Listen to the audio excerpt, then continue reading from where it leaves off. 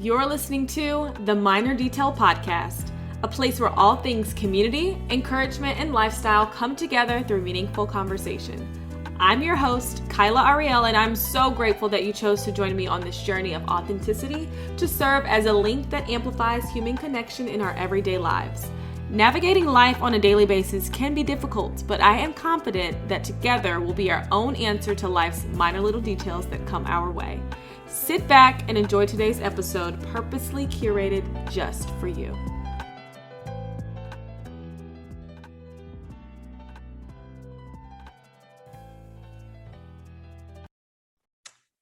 Alrighty, well, thank you so much for joining. I am so excited to really just dive into this conversation. I have been like a fan of yours for a couple years now, just on the sideline. And I don't really know how we got connected for real, but our first in-person interaction was perfect. And I just knew I had to have you on the podcast. Yes, I'm so glad I know we've been trying to link up, and I don't know, I can't remember when we met either, but when we finally met, I was like, dang, I realized I never met her in person. And I was telling my husband, he was like, that's wild. We've just been kind of going back and forth on social media, but yeah, here we are. So if you guys don't know, today on the podcast I have Melarie Odelusi. She is an amazing artist who specializes in illustration and lettering, and I just think that's so dope because I know that, I don't know, within just like the last couple of years, I feel like that type of artistry has become very popular by the masses. And just like this is my personal bias perspective, but I think the femininity in it all, I think, is super attractive, and it just really, women gravitate towards that type of artistry. And correct me if I'm wrong, but am I right? You're right. Okay, cool. Because I'm like, let me know if that's totally incorrect. But I think there's something about your work specifically, though, that just like speaks to me, whether it be being a woman, being a Black woman, really, I feel like you really encompass representation, strength, empowerment, all the things. And so, I really want our conversation to exude that more specifically, because I want to know background. I want to know, how you got started. So we can honestly just start from the beginning. Where were you born and raised? And, how did those experiences shape who you are today? Man, so I'm Melarie Odelusi. Thank you again for having me on this podcast. I'm super excited to have this conversation with you. I'm from San Antonio, Texas. Born and raised, and I started illustrating, painting, whatever you want to call it. My mom used to buy me journals. She used to buy me painting with number kits and all of that. She saw that in me, so she wanted to kind of guide me and nurture that gift that I had, and really pour into me in that way, in that supportive way.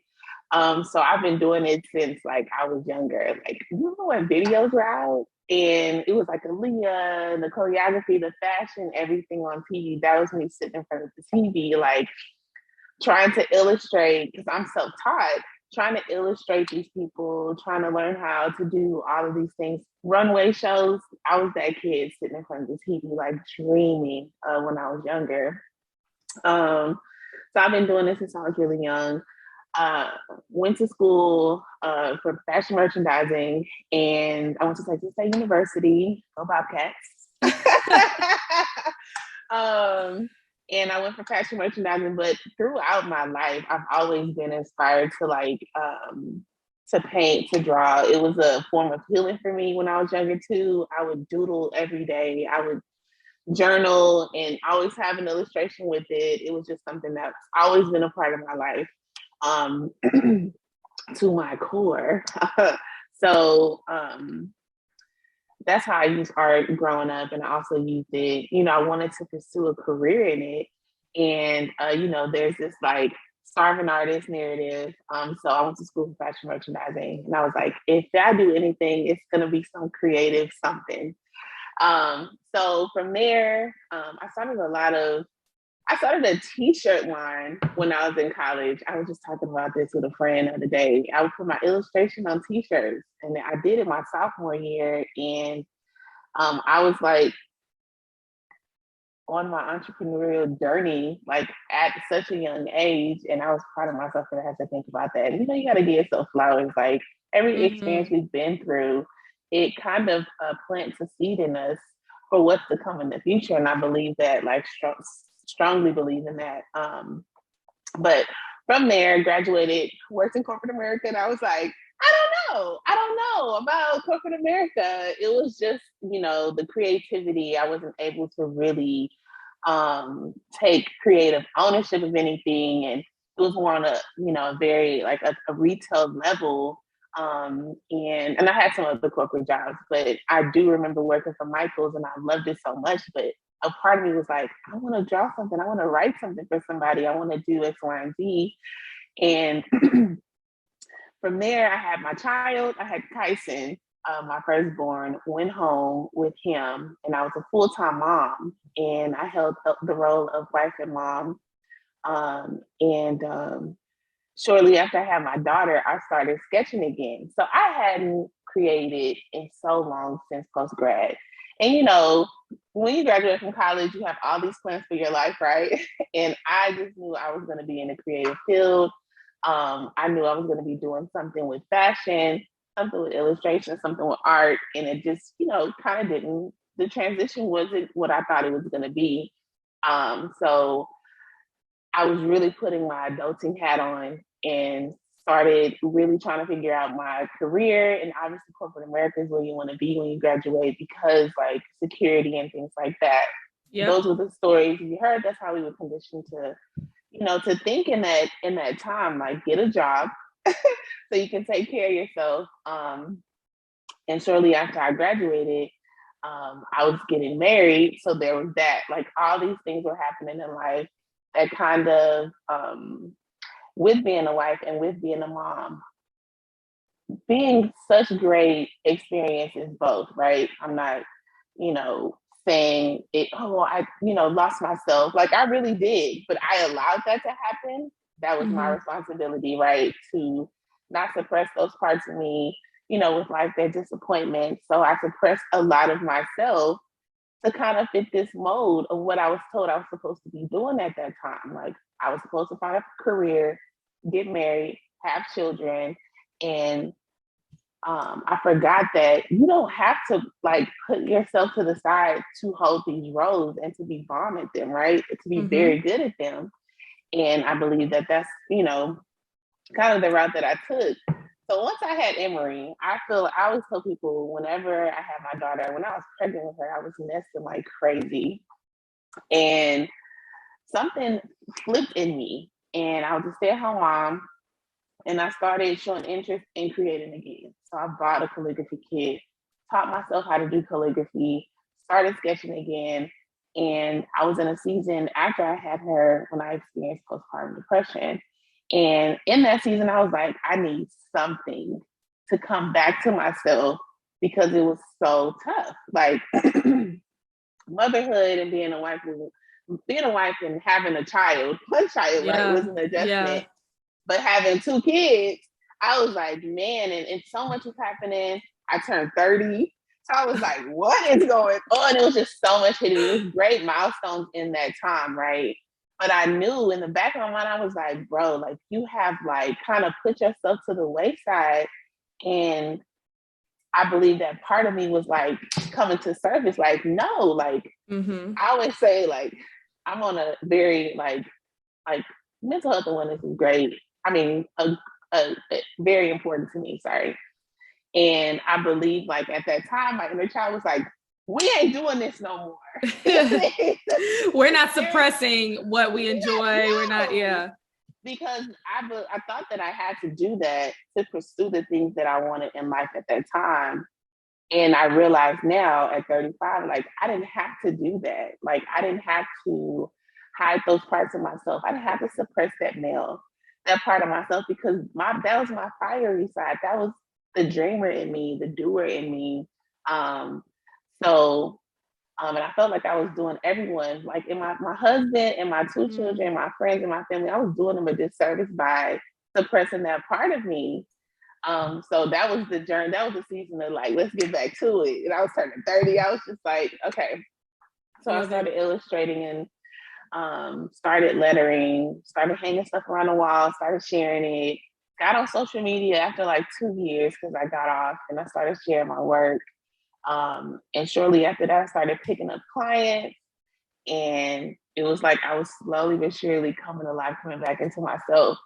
And that was a pretty like wild season filled with like unicorns and rainbows and sprinkles. I like to think, but that's when I started this business, and it was when I needed something to encourage me and uplift me.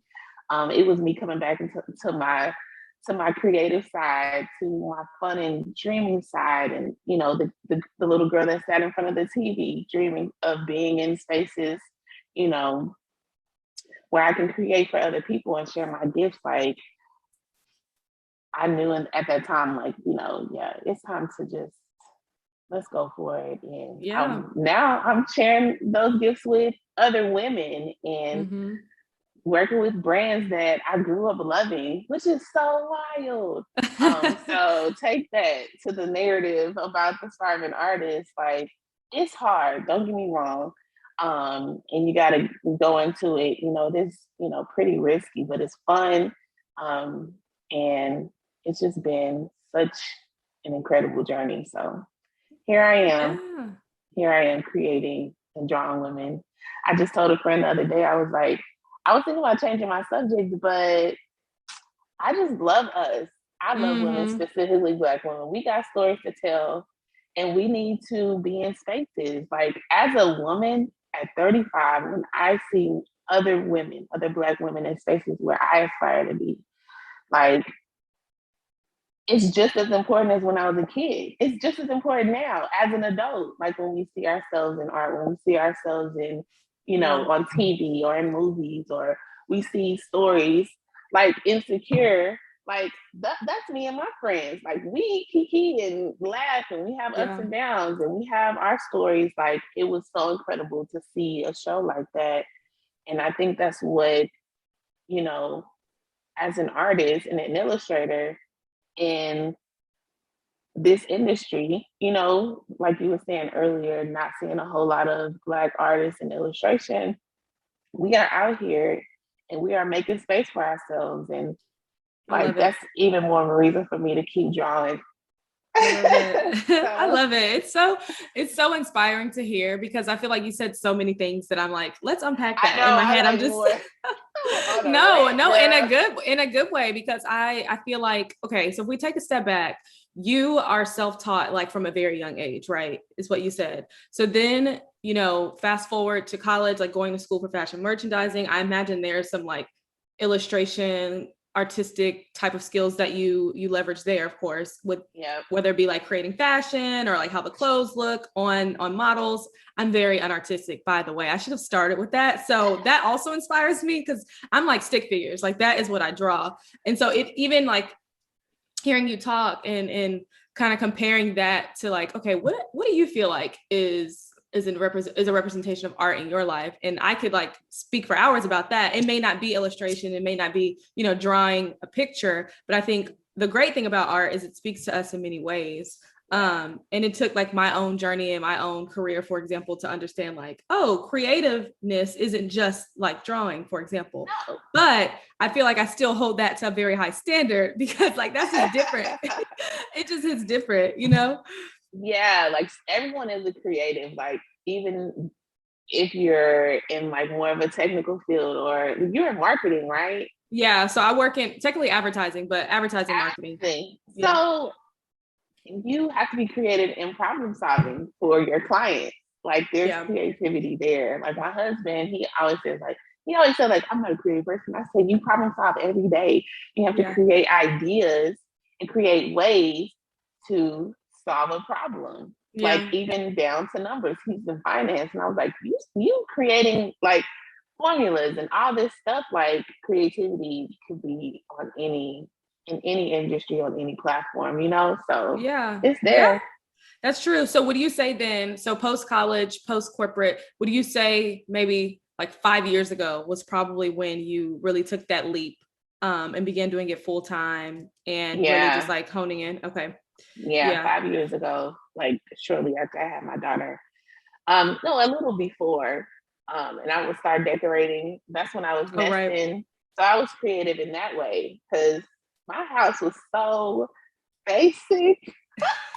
Prior to that, like I was just in a creative rut for years. And I want to say I created in some way, yes, as a mom, I guess, and as like the manager of our home, I created ways to, you know, keep us on schedule and things like that, right? But in an artistic way, I hadn't created in 5 years um, because of like out of disappointment, out of, you know, not having clarity on my career, what I want to do. I just knew I was like, you know what, I'm gonna take care of my family, I'm gonna take care of Yeah. my kids, and it'll Yeah. come to me. And at that time, it came to me, like, and that's crazy, like 5 years ago. Um, and I'm so glad I made the decision to move forward and just never stopped because it did Yeah. get, you know, hard, or it was hard to manage both, you know, being with my children, managing the home, and having a business. I was like, okay, they so didn't we they got didn't to tell come me back to about the that drawing. part. Yeah. Yeah, so it was difficult, but it was something I really wanted, and I was like, you know what, I ain't going back. I'm here. I'm doing this. I'm not stopping. So I created ways. I figured it out. I like involved my family. My kids draw with me. We do it together.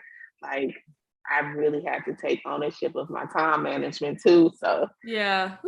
there's Ooh, okay. that. Great segue. Great I segue know. because I feel like a part of why I created the Minor Detail as a brand, you know, first being a blog and now podcast conversation, or podcast allowing me to have conversations was because I think there are so many like hidden gems or minor details that we don't know, or that we don't learn. We're not taught. Well, we learn them through life experience, and that's the hard part. But we're not taught ahead of time. You know what I mean? It's like you can't prepare for some things. So, what would you say was the hardest part about navigating womanhood, whether it be, you know, having those titles as mom, wife, you know, exploring your business, figuring out the full-time entrepreneurial thing, like all the things. What would you say? And I mean, it probably isn't one hard thing, but hearing you even say time management spoke to me because at one point in my early career, I had to get it together. Like it's a small thing, but it makes such a big difference. And I could only imagine what time management looks like when you have a husband, two kids, you know, running around, having fun, living life, and you trying to start Yeah. a business. Like what? What? Talk to us about that. Oh, no, thank you. Oh, man. So time management was a huge thing for me. I'm your fly by the seat of my pants, like type of person, and I know I'm getting better with that. But it was really what I realized now in that time. I needed to figure out what I needed. Like Mel, what do you need to do X, Y, and Z? If it's, you know, marriage, motherhood, business, what do you need? Because I think I was stretching myself trying to do all the things in a particular way Mm-hmm. while my seasons were changing constantly. Um, and I had to realize that what works for one person doesn't work for another. Like I really had to figure out what system works for me. Yes, this may work for her, and she's going to give me the breakdown. This is 10 tips to do X, Y, and Z. This is how you should manage your time. And those are great tools to, you know, refer to. But I really have to figure out, like me as a person, how do I work? What type of person are you? Um, and what system can I keep up? You know what I'm saying? What works best for my life and my family? So as far as time management, and I still try to figure that out now because life changes so often and so much, man. And it's like you're pivoting and you're shifting and you're adjusting to new seasons.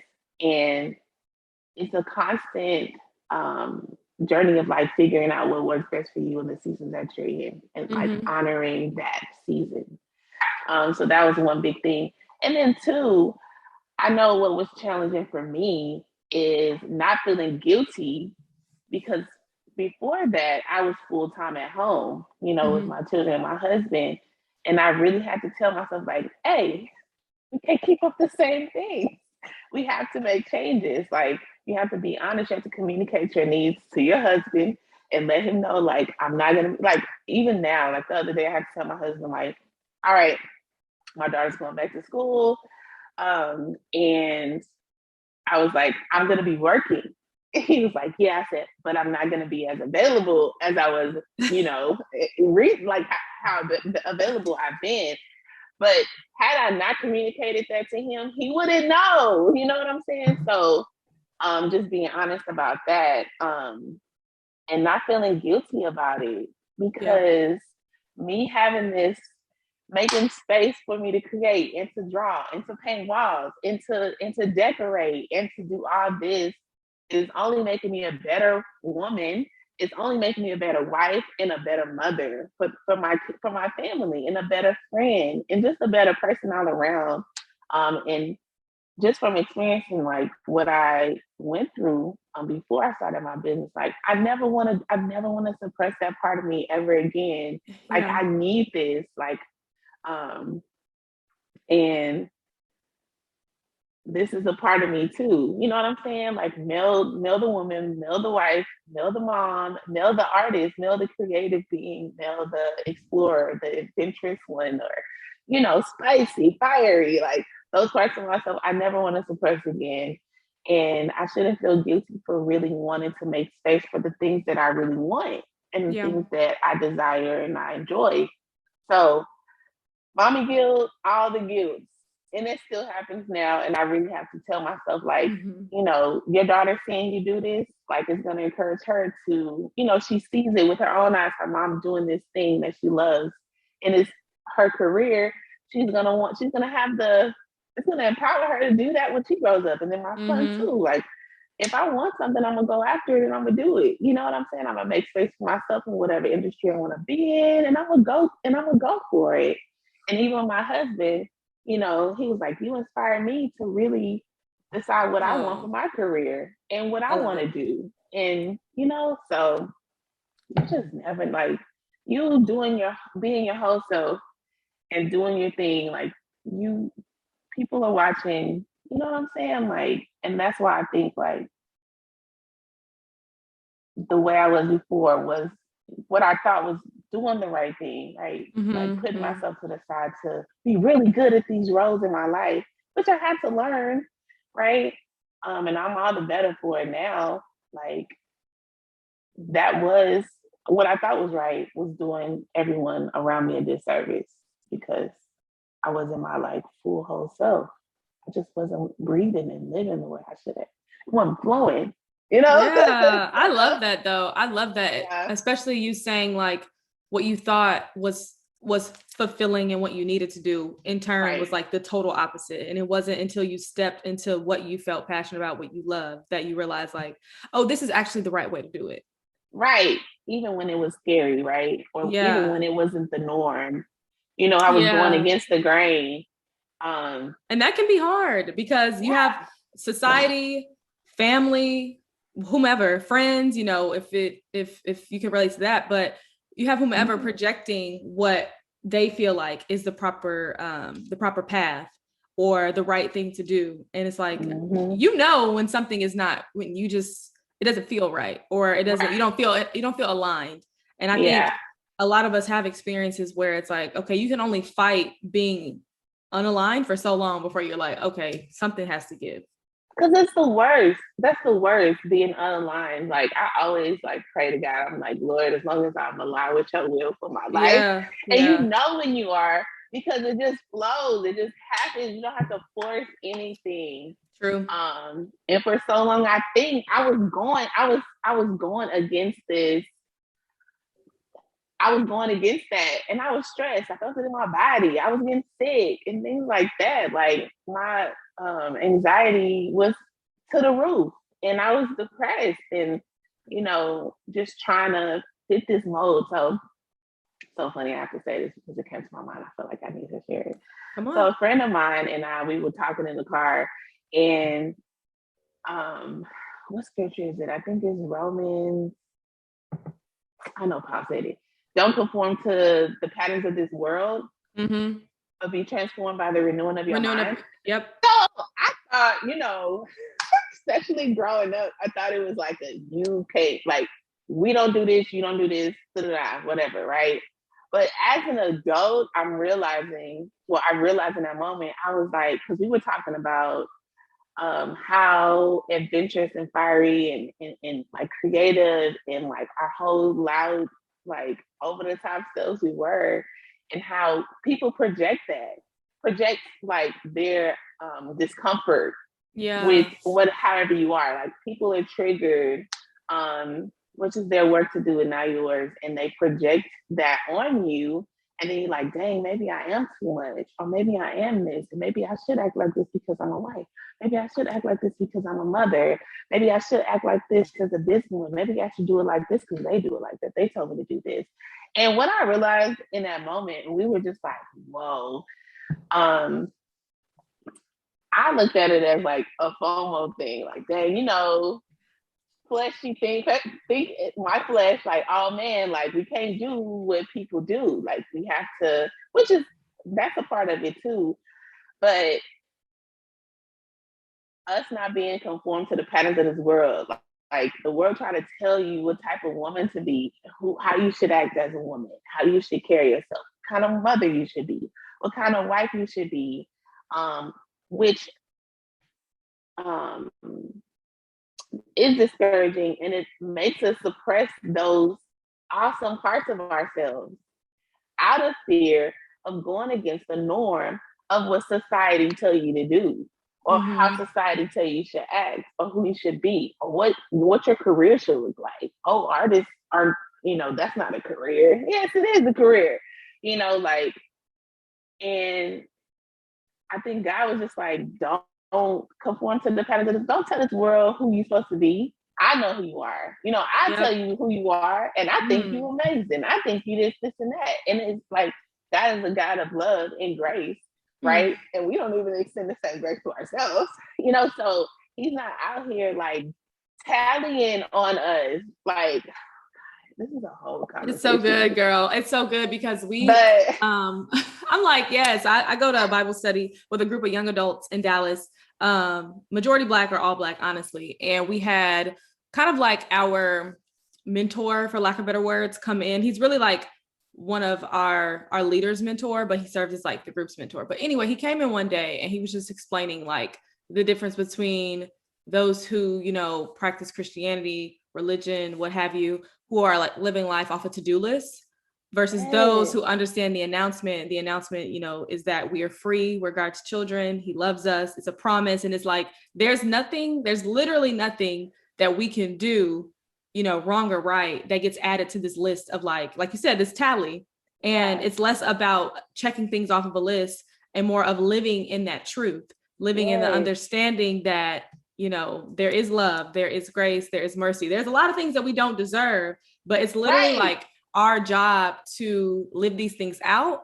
But in doing so, it's like the best thing you could do for God is because like you're in alignment, you understand the will of your life, and you're living that out. Like that's literally the best thing that we could possibly do. So that's so good. Yeah, he don't want us down here like muddling and like through the mud, like trying to win his love. Like he already loves us. There's nothing we can do to make him love us more or less. Like, and I think we have to remember that. And I think it's just too like how we've been conditioned to think over the years. Like, people, we've been conditioned to think certain things, or that's a whole conversation too. So I know. I'm like, what is it? I see it. I know. It's just how we're taught, like sometimes in church and like tradition and or like the way society makes us think we're supposed to be, what kind of Christians we're supposed to be, and who we should be hanging with, who we should be talking to. And when you think about it, who was Jesus rolling with? I'm just like, what is everybody's situation? You know what I'm saying? Like, and like othering people, or it's just wild. And the way, and not to say like the church like just didn't teach us right all around. You know, they did the best they could. They taught us what they knew, what they experienced, and we're all human beings. We're all like imperfect, right?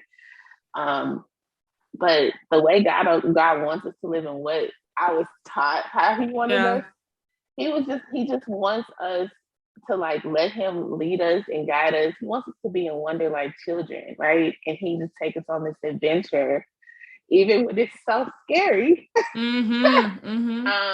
But in that moment, I know, like, when I was talking to my friend, I was like, He don't want us to conform to these ideas of how we're supposed to act or who we're supposed to be. 100%. He made us all unique and different for a reason. He did not make us to operate the exact same.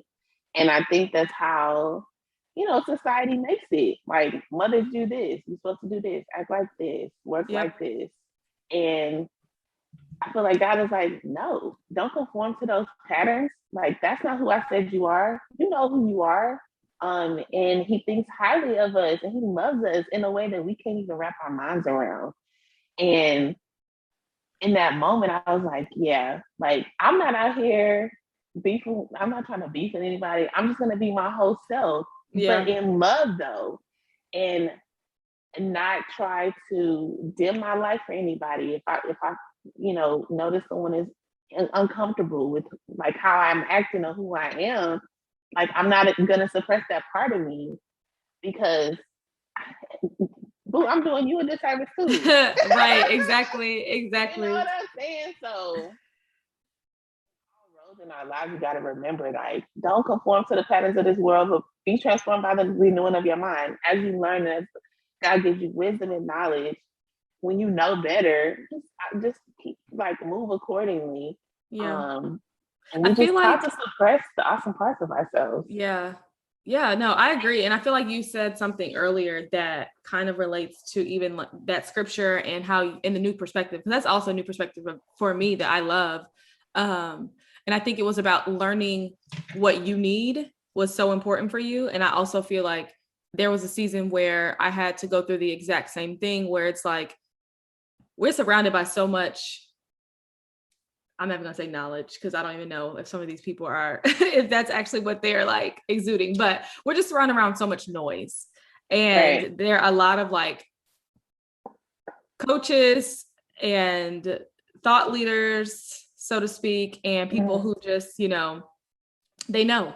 And I think when you're in such a like vulnerable space, whether it be because you're younger and you're growing into yourself as a woman, or because you are stepping newly into a career like entrepreneurship, or maybe you're pivoting careers and you don't know much. And so I don't like to say like everything is social media's fault, because like I love social and I work in that space. However, it does give us like a broader reach into like more people, hearing about what more people have to say. And I just thought that was so good, because having the discernment to be able to differentiate between like what's for you and what's not, or, you know, what you should be listening to or what you should be following, I think it's great, because it literally trickles all the way down into like how we live our day-to-day lives, especially now. You know, we have like reels are popping and you got people Sunday reset and their mini vlog, and it's so easy to feel like, oh, I don't clean up my whole house on Sunday, like I'm doing something wrong. And it's like,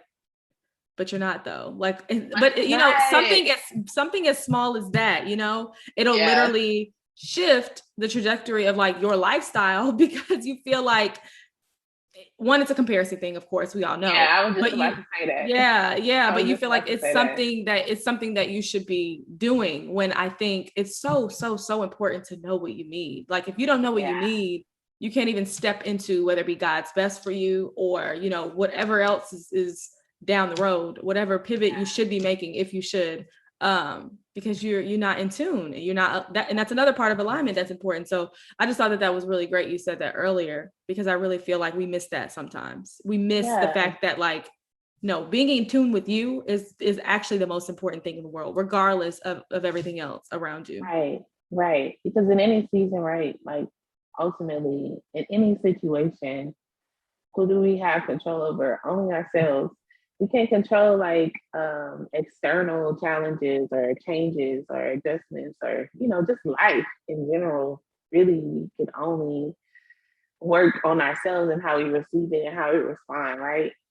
So that's such a huge part of it. And that is why it's so important for me as a person to keep God like as my foundation, because everything else changes, but he will never change. You know what I'm saying? Like, yeah. And that's like he's like low key firm foundation, you know, because everything in life just is so up and down, like so many changes. And what you said about social media, like, yeah, you do have to be very mindful about what you're consuming. Oh man, and that's a big part of, you know, too, like I guess like guarding your heart, like, you know what I'm saying? And there are a lot of people who mean well and are on a particular journey or part of their journey. And if, you know, they're sharing or they're just giving like their views on things, right? That later they'll probably be like, dang, I probably should have said that. Or dang, maybe I was wrong about that. Because over time you do learn and you do grow. So people are only like kind of sharing from what they know, right? But it's not always the right thing and it's not always for you. So you just gotta be very mindful, you gotta be careful with stuff like that, right? In comparison, kills. Girl, it kills. Yes, spirit. And social media is a big part of that. Which is why I said, like we said earlier, you gotta know, you have to be aligned with yourself. You gotta be able to, like, what's your anchor? You know what I'm saying? Like God is my anchor. Like, what's your anchor at the end of the day? Because you're gonna see stuff and it's gonna trickle in those thoughts. Yep. Oh, man, like I don't clean my house on Saturday. No, I don't. And you know what? That's look, a lot of the time, my husband makes fun of me a little bit. That's funny. He's always like, and that's okay. Because I always oh yeah, I get that because you're like, yes, I love it. It's okay. Like, no, my house is a mess. We live here, honey. We live here. Somebody coming over here, I'm gonna tidy up. But you know, the mini vlogs is very like aesthetically pleasing. Yeah. Don't get me wrong, because I even try to do a little vlog, a little mini vlog of me cleaning up. And I'm like, no, because guess what? My kids, while I'm cleaning over here, my kids over here tearing everything up that I just cleaned. That would be funny though. That would be funny to like show you cleaning really and then like and they go behind me and just start. My daughter brings her entire room into my living room. And I'm like, I am trying to have a vibe in here. You are ruining the vibe. Girl, keep them Barbies in there. But keep them Barbies in there. Keep them away. Like for real. But I as an artist too, like even seeing other people create. And before I'd be like, dang, I'm not doing enough. Or I should be doing this. I should do that. I want to do that. And now, even though like those thoughts still trickle in, but you know what? I got the tools, I got the resources, I got the truth to shut it down. And I'm just like, you know what? That's a journey. That's not your journey. Stay on your own path. Like, I love it. That's where she at. Be where your feet are. You know what I'm saying? And it'll get you. Social media will get you. But now I look at it, and if it's something that I truly desire, I'm like, oh God, I want to do that too. But I'm gonna wait on you because sometimes I ain't ready. Your girl ain't ready. I'm not mentally prepared. I probably don't even have the time to do stuff like that yet. You know what I'm saying? But it happens like in many areas of our lives, like our careers, like being on LinkedIn. I remember people used to get jobs, and I was like, what? Yeah. What's that job? And it's just easy to fall into comparison, but you just gotta come back, you know, to what you know is true. Like those are feelings are valid. Unpack that, right? But you gotta come back to what you know. Like that's her journey and my journey is mine. And it's gonna look different. My work is gonna look different than that artist's work. Yeah. And you don't know what people went through to get to where they are. Like what they had to experience, the challenges that they had to overcome. So for us to compare ourselves to these people and we don't even know, they probably in their bed sleep. And that post was probably scheduled.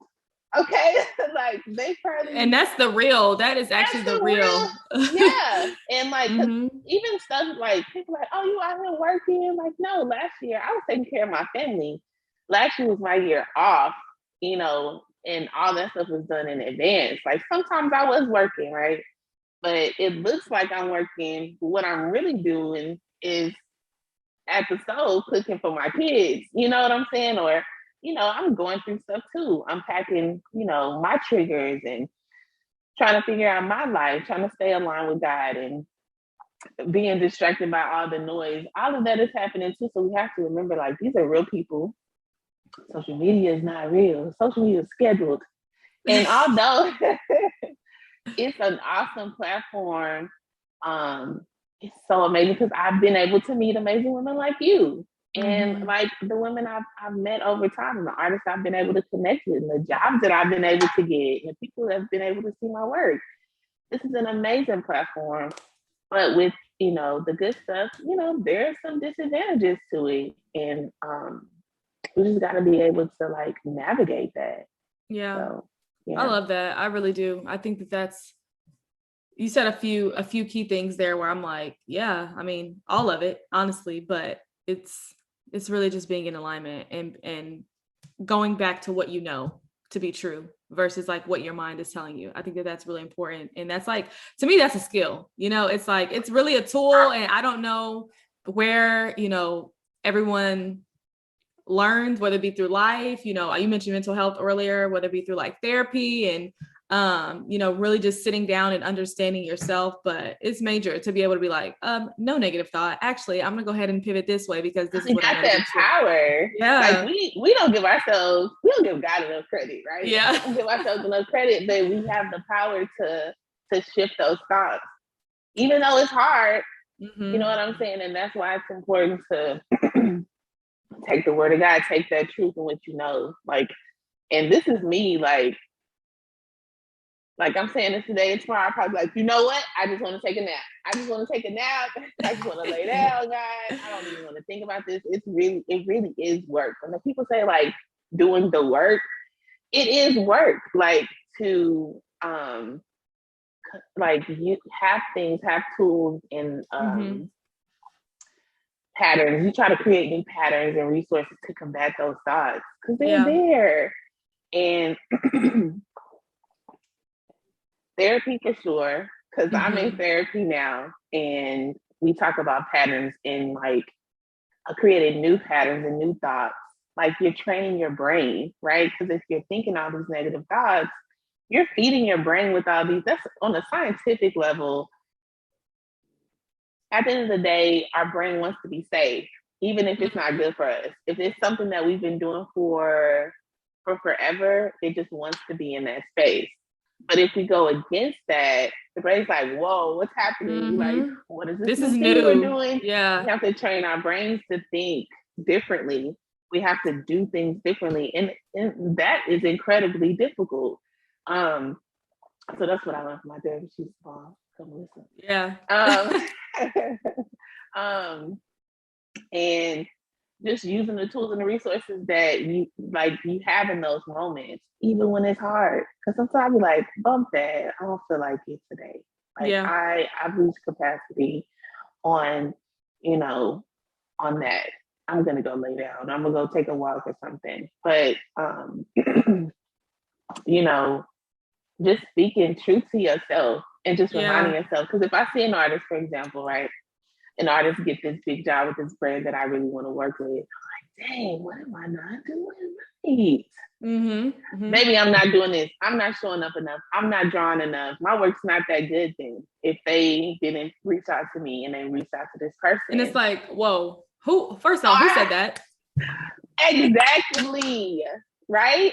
Who told you that? Like, where did you just get that from? Exactly. And in that moment, I'm like, no. Like the other day, my husband was like, who are you talking to? I said, myself. I was like, I was starting to kind of spiral. And I was like, no, we're not doing that. Because you know better. You know, what's the truth? We know the truth. Your work is great. You are doing enough. and it's just not your time, and that's fine. Like, this is her journey is not yours. Stay on your path, put your head down, do your work. And really, too, in that moment, I was telling myself, I said, look what you got going on. What do you want?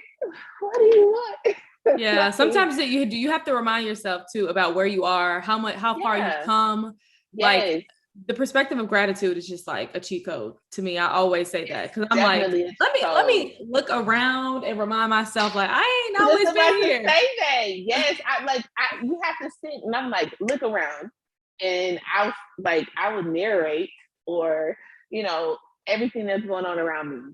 And we're sitting on the couch, watching TV, playing with her dolls. The sun is shining. The sun is beaming in. Oh my God, look at my living room. It's so clean and cute, right? Look, my son is playing basketball, or you know what I'm saying? They're laughing. Like, sometimes I stop and I listen and I hear my kids talking and laughing. I'm like, everything is okay. But you really have to do that. And like, my husband chilling, we sitting here talking over coffee, chill. Like, you have to really talk to yourself. Look, you have to talk to yourself. You really do have to talk yourself down in those moments. You got to speak yourself out of that. Like, speak over yourself. Like, and we have the power to do that. So that's why we have to be aligned. And we got to know, like, what is for us, it's going to come to us, right? You got to stay aligned and know, like, that you're on your path and your journey. And we're not all supposed to be doing the same thing the same way, all at the same time. Major. I think snap, okay? Because that's big. That's big. Girl, it's a child. I love it. So to kind of pivot a little bit into art specifically, and the style of work that you create, or the style of art that you create, I personally love that your art celebrates women, our strength, like I mentioned earlier, femininity, all of those things. And I feel like even hearing you speak, you've talked about where your passion comes from, and kind of like what inspires you. But what do you say, like, when, how, I'm not sure what the right term is in this sense, but like, when did you find like your niche? I feel like your style is very specific to you, and whomever is not familiar with Mel's work, by the way, we'll drop it in the show notes because you have to see it. But I feel like it's you. Like, if I see your work, I'm like, oh yeah, Mel for sure did that. Whether it be like something you post or a partnership. I know at one point you had like candles, and I think you designed the top. I didn't find one, unfortunately, and I was really upset. But girl, they sold out so fast. I know, but if I were to see that in the store, like, I genuinely feel like I'd have been like, oh yeah, Mel 100% did that. So where do you feel like that came from? One day were you just like, that's it, like that was your subject, or was it just kind of like over time, you always created that way? So you saying that my work when you see it, that's the best thing you can ever say to an artist. I just want everybody to know out there, when people tell us that, we be like, man. It's real though. It's real. Like, for real. And it's just such a great feeling. I've always drawn people. I don't know why. I just love it.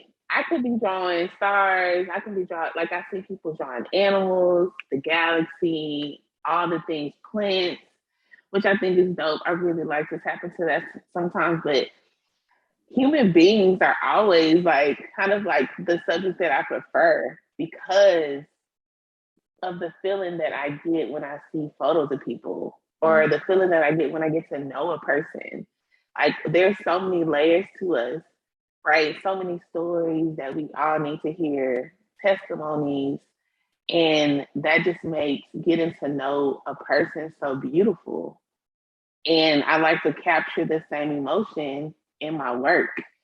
So when I started drawing, even when I was younger, I would draw people. I always wanted to draw people. I would draw, I used to pause videos. Okay, so I'm 35. So VHS was a thing. We used to record videos from BT. Of course. We had dial-up, we had the internet. So if I found a picture, I would draw it. My mom used to buy me magazines. I used to buy tons of magazines. I used to sketch for magazines. But I've always gravitated towards drawing people. And I think a part of fashion makes that fun for me, like editorial photography, like I'm obsessed with, because I think it captures like an emotion. And I'm like, oh man, I want that, I want that same, I want people to feel the same things when they, encounter my work. But specifically women, it's in, girl, I just, like it states on my website, and how I always say, I love to celebrate women, our femininity, just who we are. And I want to creatively like make space for women to just be. Because so often we're told who we should be, what we're supposed to be doing. Like in a world that tell you who you're supposed to be, remember who you are, right? And I was telling my husband the other day, I was like, I realized how when I illustrate women, they're in this state of like peace and like contentment with themselves. I realize that I illustrate women, but I just illustrate them just being, because we're like, as simple as that is, we're not often allowed to do that with society, and especially Black women. We have to be excellent. We have to show up, and you know what I'm saying? And there's so much pressure, but we're feminine, and we want to feel safe. We want to laugh. We want to, you know, we want to live like freely. We want to allow love to flow through us too. Like, you know what I'm saying? And that is what I realized that I've like kind of been doing without thinking about it.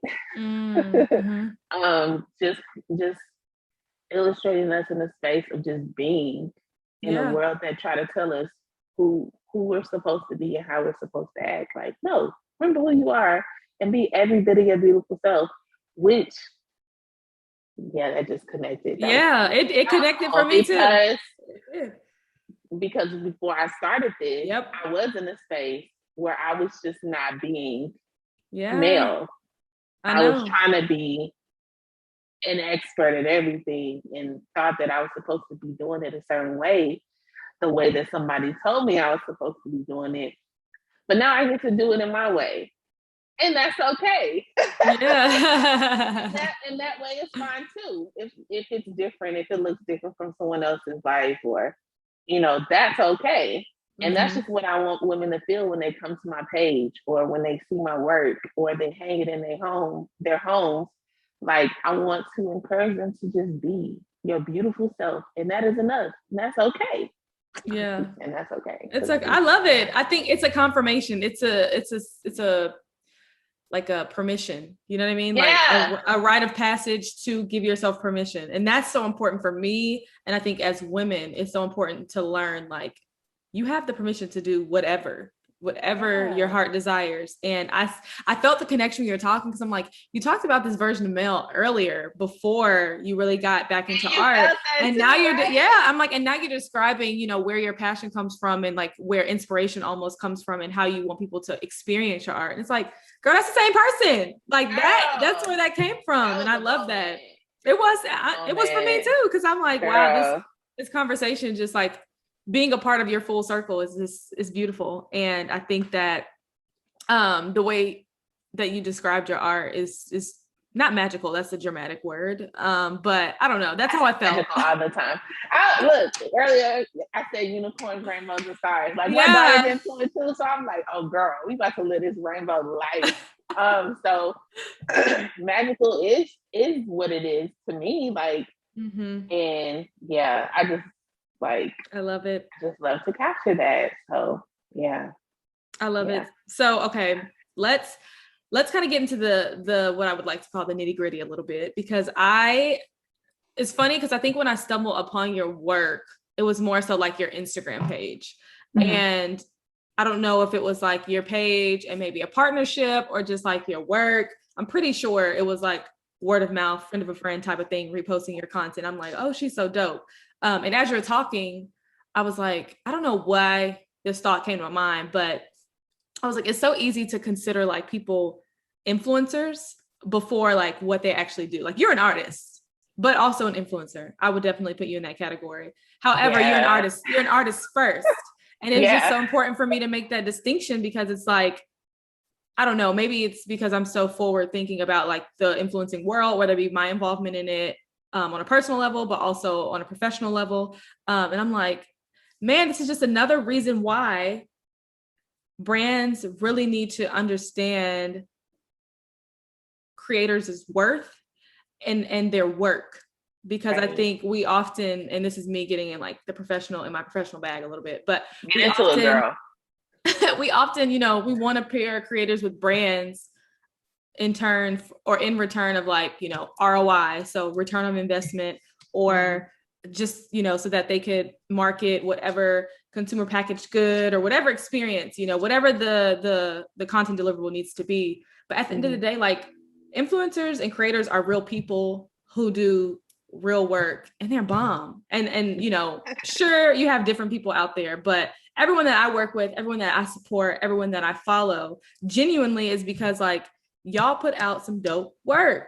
And it's not like you're an artist first, you're a creator first, you know what I mean? And whatever your niche is, I think that is so important. And so I just had to say that because I think it's important to differentiate like people's existence from like their purpose, if that makes sense, or like how they show up from their purpose. We'll figure that out. But I know you have had partnerships. I know you have had major collaborations at this point. You announced one yesterday, and I was like, what the? Okay, we're going to talk about that. One is but fun. I was shook. I was completely shook. But how has your excuse? I know you say you, girl. Just know I'm holding the same emotions that you're holding, okay? But I want to know, like, how has your experience as a Black creator specifically been? So working with brands, collaborations. I think that me being a Black woman in this space of advertising, I see it. Like, I see the budgets. I see the lack of representation. I see, I'll be candid because this is my platform. I see how clients gravitate towards white creators over Black creators, or even white creators over creators of color, period. And it's not to say like I haven't seen the outright like preference or prejudice or anything like that, but you just know, you know what I mean? Yeah. And so from your point of view on the other side of things, you've had major collaborations. Like you've had big deals, what would look like a big deal on the outside looking in. And so I just want to hear from you, like, what has that experience looked like? Man, okay. I'm like, where do I start? I know, right? Take your time. It's been incredible, though. I will say, what being in this space has taught me is to be confident in my work, confident in my voice as an artist, and how to advocate for myself. I love it. And especially being in a space like in terms of working with larger brands, I went from I'm just happy to be here to more so saying like, I'm here to help you solve a problem. I'm proud of you. I'm just as much as important to this process as you are. And my husband had to sit me down one day. He was like, just like they have CEOs, CFOs, and departments, he said, you the CEO of your company. So it's not like you're working for them, you're working in partnership with them because this is your business. So you need to start communicating in that way. He said, no more of this. Like, yeah, we happy to be here. We happy for all these blessings. Thank God, right? He said, but you deserve to be in that space too, just as much as that very large corporate brand or whatever. I'm just as important, and I deserve to be here too. So it went for me like not feeling like deserving, because I know how hard it is for Black artists to have partnerships and things like that, and opportunities.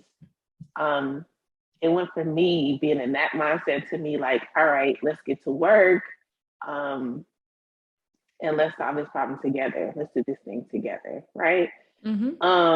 Which is a great space to be in, because now when I feel like our brands aren't aligned, or I feel like it's not a great opportunity, I don't just say yes off the top, which is very important.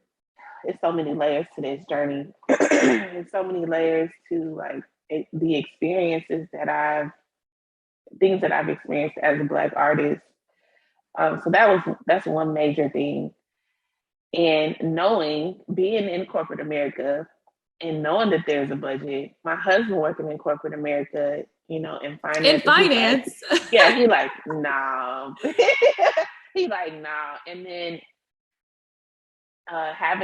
being a part of the creative community and being so blessed to encounter artists that aren't gatekeeping or like not sharing things and experiences that they've been through, right? Because you helping the next person is helping us, all of us, especially in the Black art community. But it's definitely an adventure. But I had to really come into myself in my art and like be confident in my work, to say my work is great and it's my work, it's my art. Like, I'm here to solve a problem. You need me just as much as I need this opportunity, right? Like, It's crazy. And it's like, oh man, you don't want to sound too like boastful, but it's like, no, like at this point in my life, I feel like wherever God placed me, he told me I deserve it. Exactly. He told me it was mine. So I would not be fulfilling the purpose that he has for me if I go into it with this timid mindset. Like, I'm gonna go into it like you chose me, which is why I think it's so important too. And I'm like kind of gonna get into this. Like, when you show up on social media, show up as your whole self, your whole authentic self. And one person that inspires me to do that is Lacey Jordan. She's an illustrator. What's her handle? Is it So Lacey? Yes. So Lacey, like that girl, like I've been following her since I think it was like 2019. Her, Jay Purple Brown, Monica Hananu. I hope I'm pronouncing her name right. Gina Holiday, Stormy Nesbitt. I've met her in 2020. Like, these women, they show up as, their whole self. Like Martha Evans, like, she's a photographer. She inspires me. I just told her this yesterday. I said, you inspire me so much to just show up as me, like, in a full way. Because going back to like how I thought I was supposed to run my business and how I thought I should show up and how I thought I should, communicate to the people who are following my journey. Like, no, bump that, because as long as I'm showing up as my whole self, my whole authentic self, and I explain like or share what's important to me as a Black woman, you know what I'm saying, as a mom, as a wife, and my relationship with God, all of that is in the forefront. So when you meet me, there's no confusion. You're gonna get my loud, bubbly, energetic self, because I get really excited and really passionate about my work.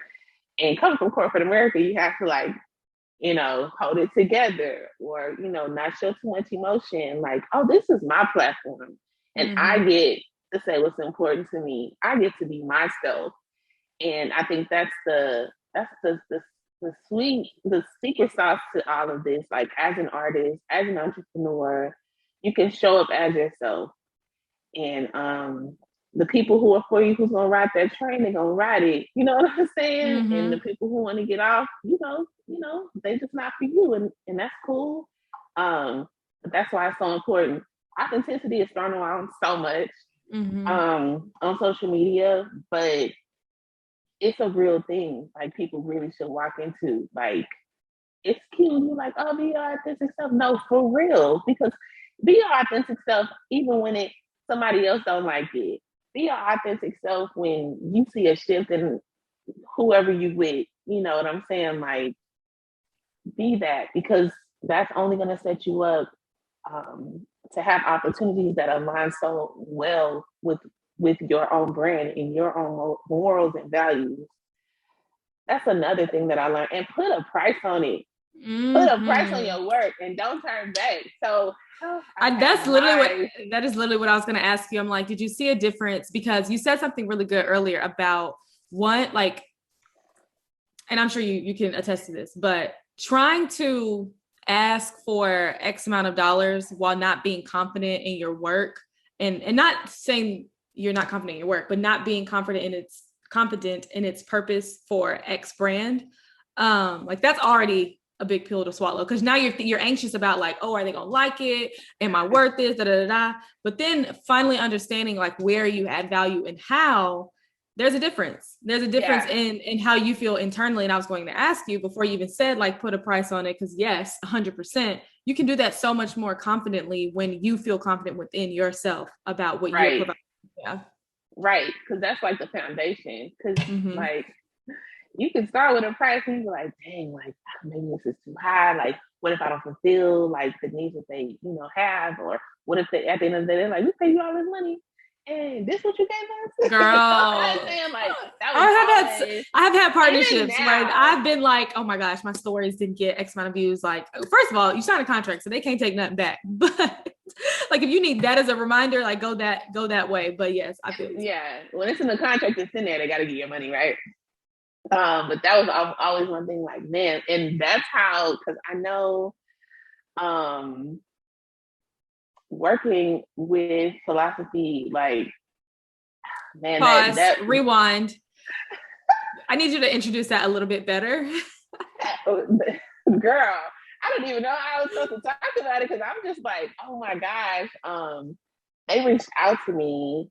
It was in 2020. Like, this has been like a work. Yeah, this has been a process, but it opened my mind to like how things could really be for my brand. Like how, the last minute projects are bomb. They're still really good. But there are projects that align so well with like my voice. And because I was hired I was offered the opportunity to illustrate for their packaging for Amazing Grace fragrance. And when I was illustrating, I was like, oh my God, I gotta come with it. Cause that was the season where I was like, I'm putting a price on my work. Like, I really had to tap into like my education, my experience. I worked in retail. I was in visual merchandising, like in retail, which was like, I still love it. And you can kind of still see like, that's a thing for me. I have all this experience, everything that I've experienced as far as my career, life, managing my home, just, all of that has set me up for this moment. And I was in the season where I was like, you need to start putting a price on your work, right? Because it's valuable. Like, you're helping these people out and they're going to be using your work. It's going to be everywhere. Like, getting down to like the number, the usage rights. If they're trying to reproduce your work, how much you gonna, do you get money from that? It's so many layers to it. And I was in that season where I was trying to figure it out, because I've experienced a lot. I've learned a lot. I've made decisions that I wish I never made, but you know what? I had to do it so that it can position me to like, all right, I'm gonna stop doing this. Let's move forward. Let's create new patterns. Yeah. So when this opportunity came, and they valued my work. They gave me creative ownership and freedom. And they're like, we love your work. We love your voice, your messaging. We love that you talk about mental health, and we really want to push that with our Hope and Grace initiative. And it like everything just flowed so beautifully. And I'm so excited for it. And incredibly like blessed to work with a brand that appreciates my work, appreciates me as a person, and really wants to hear my thoughts and ideas and what I want to do, with the project we have in place. That is so bomb. Yeah. So I mean, that's the ultimate, that's ultimate screaming. That's ultimate, like, creator goals, but also that should be brand goals. Like, that should be what brands seek out to do in a more like fruitful, authentic, genuine way. And again, that's why kind of when I like initiated this part of the conversation is so important, because as someone working on the back end, like, it's not, creators aren't just a number, and they're not just a number that you can crunch or forecast or, put into your analytics report. It's like the real value, in my opinion, because I always say like social media is fake, especially like numbers and insights, like all that is vanity, engagement rate, all that is vanity. But for me, the real ROI is bringing someone like yourself who is extremely talented, who has, you know, valuable work to offer, valuable content, and like creating something bigger than just like a social media post. Like that's a product. If y'all didn't hear her, she worked with the brand Philosophy on their Amazing Grace fragrance, which I also feel like, I can't remember if It's I know live. what, yeah, I'm like, I don't know what Amazing Grace smells like, but I feel like it, like that is how your art should smell. If your art had a fragrance, because isn't it like light, airy? It's very feminine. Very like, yes, like Yeah. it's very feminine, very light and like floral. Yes. It's really nice. Yeah. Yeah. Like you're like yeah. the two. I don't know who on their side reached out to you or who flagged that you'd be great to work with, but shout out to them. Shout out to them. Like, I don't even know if I should say her name, but yes, thank you for getting into my DM and reaching out to me. Like that was incredible. So those people are important, but I love it. Very. So yeah, like definitely when it comes down to like pricing your work, I have this graphic ethics and guidelines handbook. It's like a handbook for all like art, like from photography to illustration to and how to work with brands at what level. If I'm doing illustration or illustration for a book or a magazine, like it has all those prices, and it's so intimidating because even the lowest range is like really high, and a lot of people shy away from that. And when you think about art, and I will say this, and specifically for stories of people of color and Black people, we got stories to tell, right? And I think that these brands being more geared to non people of color, non-Black people. But you know, when they're more geared towards like white creatives and artists, it's like you're missing out not only on like the stories that Black artists or BIPOC artists have to tell, but a market of people, you are missing out. One thing I know about Black women specifically, when we want something, honey, we gonna get it. I don't know how we gonna get it, but we gonna get it done, right? Like we will put our money on something that we believe in and that we want. And I think that when these brands are more geared towards, you know, white artists and white creatives or illustrators, illustrators and influencers specifically, like you are missing out on a whole market that can know your brand on a particular level.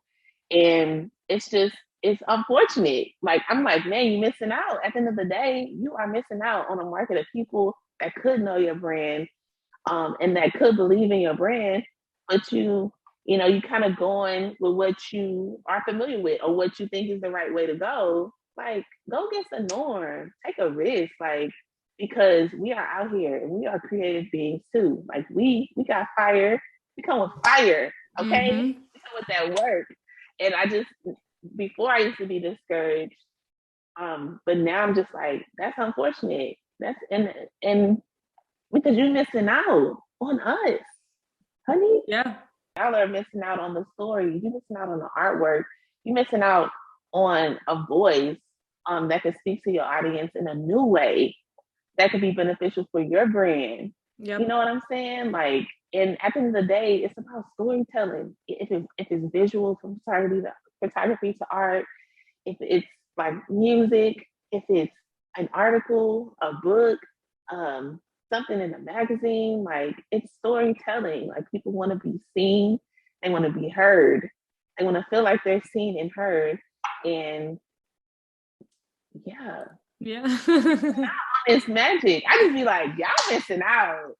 So for the friends that's down, you know, it's only gonna be beneficial for them because, you know, they're reaching the market and they're also sharing, you know, incredible work of incredible people, incredible artists. What is one thing that you tell someone who maybe just starting out, aspiring to be not necessarily like just an artist full time, but like work with brands, partner with brands, like what is something you feel like you may have learned that you want to pass along? Or, you know, I'm not sure if you get inquiries like, oh, how did you do this? Or like, what did you do in this situation? What is that gem that you feel like is important for someone else to know? Oh, first and foremost, you got to be confident in what you're doing. And when you're working with these brands, you got to know that you're helping them solve a problem too. Like, how do you help them solve a problem? Because like we're artists, like, and there's a part of my art where I'm just creating for myself and I'm illustrating and I'm selling the work that's just flowing through me and it's in my shop. And there's another part of my business that I work with brands and solve I'm helping them solve a problem that their audience has, right? Mm-hmm. Like, what are you doing to solve a problem? How can you solve a problem? So you go back to like what you love to create, because you always want to stay tapped into like what you love to do. Like, I'm not gonna draw, for instance, animals and post it or put it in my portfolio, because then people will come to you to draw their dog or to draw an animal.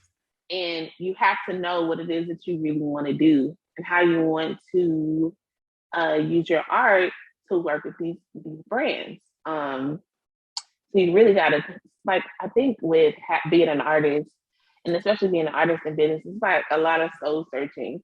And you really do have to figure out what you really want to do. And that's a journey. And you're going to try stuff, give yourself grace, you're going to try stuff that you don't like. You're like, I kind of don't want to do that anymore. Like, I don't particularly like that. And that's a part of the journey too, and that's fine.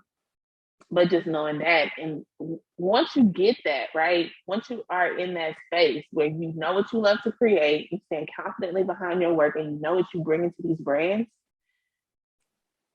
putting a number on your work is like piece of cake. Yeah. And definitely tapping into community, because none of us can do any of this without having a community of people with us that we can bounce ideas off of.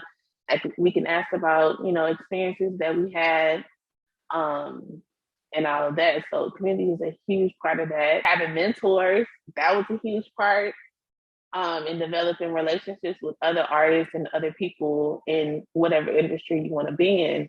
A genuine connection though too, because I know a lot of the time people are like, how do you do this? How do you do that? Yeah. Remember, these are real people, you know, and just developing relationships with people and being around people that pour into you, that advocate for you and definitely hold you accountable at the same time. That's so important.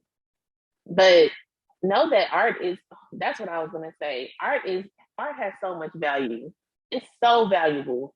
It gives people a feeling of inspiration, of encouragement. It disrupts people. It's everything. It's everywhere. It's in your homes. It's on these computers. It's on billboards, like down to like a font. Somebody sketched that before the font was made. You know what I'm saying? So there's art there. In your doctor's office, there are pictures of. It's everywhere. It's valuable. It's important, and it has a price. And I think people don't. A lot of people don't understand it. A lot of people don't see it that way. But I just realized over the last couple of years, I'm like, I'm adding value to something, whether it's in somebody's house, at their event, their wedding, brand activation for live art, or I'm a part of someone's campaign. Like, I'm illustrating a message for someone. That's important. Like, and so there's value there. So, okay, last question on brands, because I'm curious to know on their end, when they have approached you or do approach you, what's typically like, what's their ask? For example, I know you worked with, I think, Sand and Fog, right? That was the candle company. So there you design like the lids of the candles, and then, for example, with Philosophy, the packaging. So what's typically their ask, or what do you feel like they're wanting to get out of the partnership? I think definitely the audience, the market. Yeah, I think that's a big part to like reach a larger audience of people. to kind of go against the grain and do something different, and try something new, especially with social media allowing art to be everywhere and to be discovered on many levels and by many different people. Like, people are looking for new ways to market, to advertise or to market their products. And if you do it in a fresh, artistic way, I think that's incredibly like dope, because as artists, our work doesn't look like each other's, right? So you're gonna get a one-of-a-kind piece of art from this particular person for your packaging and your brand that no one else can get, that no one else has, like this custom piece of work. So I think that's with art and working with a featured artist kind of makes it gives a little razzle dazzle, which I think is really dope. And I always think of ways to kind of approach brands too, as an artist, and just letting them know that like this is the art that you won't get from anyone else because it's mine, right? And as long as the brands are aligned, like the voice and the messaging will just kind of flow and work out that way. But I think it's really reaching a broader audience and doing something fresh and new that no one else would be able to do with that particular artist. I mean, that's another reason to add to the price, right? Is you're tapping into me for my audience of Black women at, whatever age range, living in whatever states, cities, and art allows for you to, any art, honestly, it's your individual craft. Like it's authentic to you and it's very specific to you. And so I was just curious because I'm like, there's a reason that people are reaching out. Like there's a reason that they want you. Don't take that lightly. You know what I mean? Right. Absolutely. I want to know, my last question is, who is Melarie and what makes her unique? Man, Melarie is fierce and courageous and brave and loud and funny and creative, artistic, full of love. Mel is a woman. Mel is a child of God, a wife, a mama, a friend. And what makes me unique is pretty much the way God made me. Like, yeah. So I love that. I think that that's perfect. And, yeah. This is also an opportunity for me to give you your flowers, because a whole other reason as to why I wanted to even start this podcast is because I feel like we oftentimes wait for people to get to that specific point where they've excelled and they're well known and celebrity status before oh, that's successful. And it's not, because I converse, interact, engage with people on a daily basis who may not have that type of platform, being famous, well known, but they're successful in their own right and they're killing it. And I just want to let you know that you are absolutely killing it. Although you have a platform and you're definitely famous, you're doing amazing, and we love you over here. We love you over here. And I'm so grateful for the opportunity to speak with you today, and just hold space, because it's important. And I know for a fact that this conversation will touch someone, and that's all that matters. So thank you. Thank you. Thank you for having me. Of course. And before we officially go, where can people find you? I'll definitely drop everything in the show notes, but we need to know, where are you? You can find me. I'm usually acting up on Instagram and now at Melarie Odelusi. And the same for TikTok. I'm over there hanging out with the kids. The cool kids table. Which is really fun. TikTok is so fun. And you can also find my work and all the things on www.melarieodelusi.com.